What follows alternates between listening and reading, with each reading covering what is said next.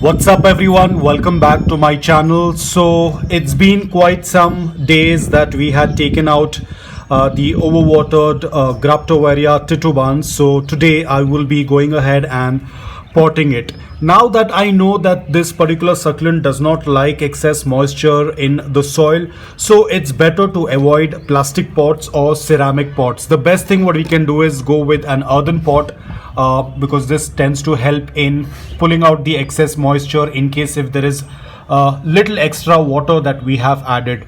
Now you will be able to see the leaves are looking quite different than what it was before. If I'm going to press the lower leaves, you can see they are getting a little bit of wrinkles. You can see this. So this indicates that the succulent is now starting to absorb water from the lower leaves and it is no longer overwatered. So luckily we have saved this succulent from getting rotted by excess water. One or two of the leaves got dried out, that is absolutely fine, but I wanted to show you this. You can see this, it's getting a lot of new roots as well, which indicates that she definitely has a will to live. So we are going to put her into the soil. So she's losing out on water, you can see the wrinkles. So here is another one. This is another Graptovaria titubans. It's very well hydrated. You can see the leaves are nice and plump, and the succulent is also closed inwards, which means that it is getting the proper amount of water, which is not too much, not too less, and it is nice and compact. Now you can see the size of the pot is very small. Probably that's why it did not get overwatered during the monsoon season, or even if there was excess water that fell into it, it was not much of an issue because the soil is loose, porous, well draining, and the amount of soil is very less. So it has been doing quite well. It's also putting up another pup. I might happen to do a stem cutting, I'm not very sure, probably some other day. So now let's put this succulent into our pot. I already have the soil mix, so we will start filling in halfway through. I'm very happy that she has started to root as well. She even has a little bit of she even has some aerial roots little bit above, but even the root ball area also has some new roots coming up, so that's amazing. So we're just going to keep her in the center and start filling up.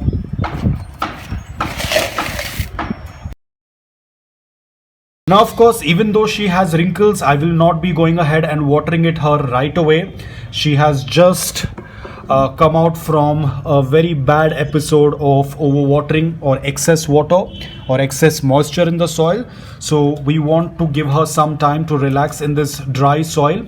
Probably after 2 or 3 days, I will again check the leaves. If they get even more wrinkled, I will be going ahead and doing a complete watering until the water starts passing through the drain hole, and then we're going to wait again before we water, which again is going to take some time because once I water it, it will absorb that water, the leaves will get plump.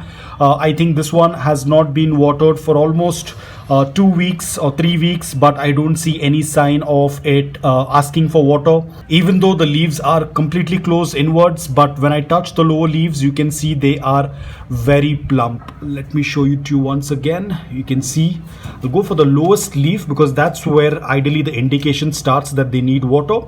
So you can see no wrinkles, nice and stiff, the lowest leaf, so we don't need to be worried. Whenever you are checking for dehydration or whether the succulent is thirsty or not, always go with the lowest leaf because that is what is going to give you an indication that the succulent is starting to take up water from the leaves. But again, if you notice that the succulent leaves are a little soft, they don't get wrinkled, then you can still wait for a couple of more days.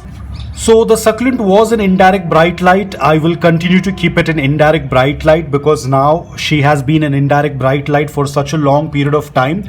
If I have to expose her to morning direct sunlight, I will have to again follow the same process of slow acclimation. That is, the first day, 1 hour of morning direct sunlight, keep it back in indirect bright light. Second day, it's going to be 1 hour 30 minutes of morning direct sunlight, then get her back again to indirect bright light. So it's going to be the same process of slow introduction, doing a slow acclimation to morning direct sunlight, because you can see the difference. This one is in morning direct sunlight for 5 to 6 hours. This one was in indirect bright light. There isn't a lot of difference, but if you're going to pay close attention, you can see this one has a little bit lighter color compared to this one, and this one has a chance of getting, I'm not saying that it will get burnt, but there is a chance of it getting burnt to sudden exposure of 6 hours of morning direct sunlight. There could be a burn. So let's go very slow with this. So I'm going to keep it an indirect bright light and do a slow introduction to morning direct sunlight. That's about it, guys. I hope that you liked this video. If you did, please hit the like button, and if you're new to my channel, please consider subscribing to it. Until then, take care, stay safe, and keep planting.